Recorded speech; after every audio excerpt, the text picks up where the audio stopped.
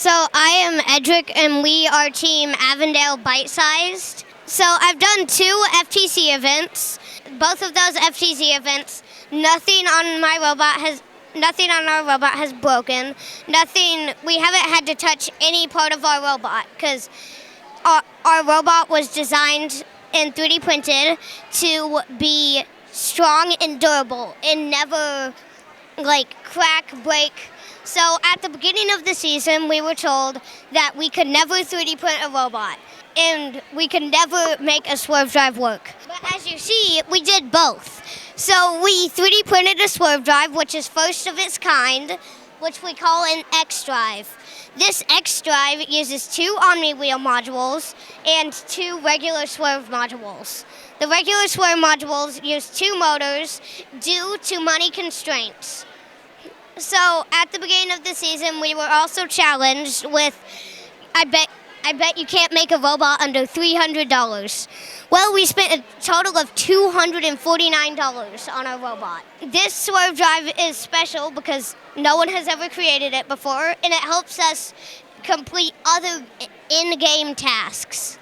For example, when we're parking, we can strafe over and then lift up the climbers instead of having to orientate the robot, go forward, and then orientate it back. We tested its wheels and we tested its plates by ramming it into a concrete wall. We focused on being able to complete every task that the game requires to win. So we focused on being able to make a durable robot that never breaks and being able to shoot from anywhere on the field. One of those tasks we didn't quite complete because we can't shoot from the far zone, but the other task we successfully completed by using a Limelight 3A.